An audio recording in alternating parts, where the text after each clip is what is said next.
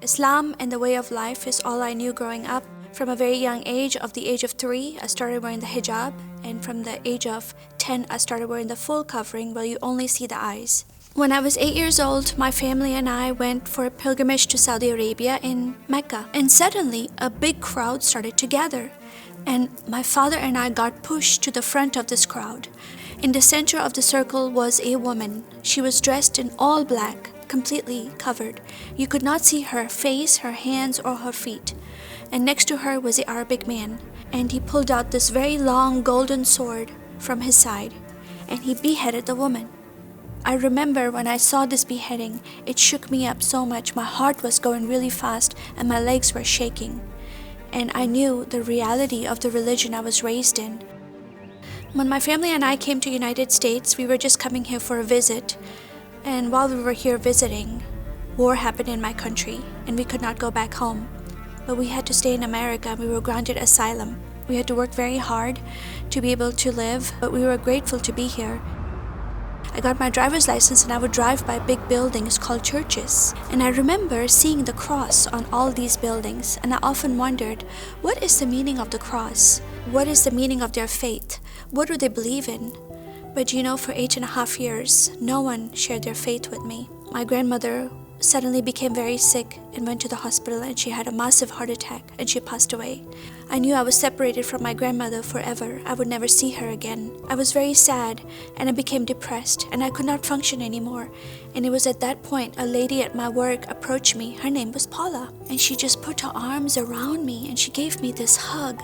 Peace just started coming over me from the top to my feet. And then she asked me a question. Would I like to go to her church with her one Sunday? And that was the first time, after living in America for 8.5 years, I was invited to a Christian church. And when I walked into this Christian church, I was covered in my covering, Islamic covering. But the people in the church were very friendly to me. They came up to me and they looked me in the eyes and they said, "Hello, we are so glad you're here today. Thank you for coming. You are welcome in this place." Wow, the receptiveness I got from these people, I've never seen before. They just accepted me and loved me and did not judge me for my covering, but just embraced me for who I was. And there was something different about these people. They had a spirit of love that I've never seen before. So that day, the peace came over me again that came that day when Paula hugged me, and I knew the decision I was making was the truth. And I gave my life to follow Jesus as the Lord of my life. And I want to tell you, my life has changed from that day on. All you have to do is say hello. God will use your love and your spirit in the most powerful way. Have you ever seen a Muslim woman and wanted to reach out but felt fear over what to say? It might not be that you're afraid of her. Maybe you think she's afraid of you, or that maybe you'll offend her somehow because your religions are so different.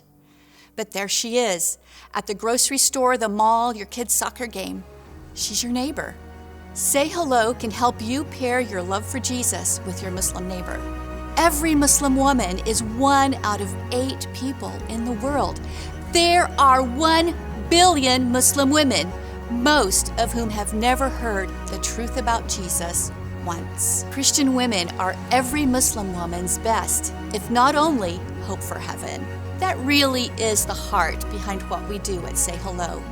We train globally to equip Jesus followers for the wonderful privilege of outreach to Muslim women. We offer resources and individual guidance, as well as small group training. We provide materials that equip people who have never had experience with Muslims before. Bottom line is, if you are a Christian woman who wants help knowing how to engage Muslim women, we're here for you. When we say hello to a Muslim woman, we embark on a remarkable journey that can lead scores of Muslim women to salvation encounters with Jesus. Please begin the conversation. Say hello.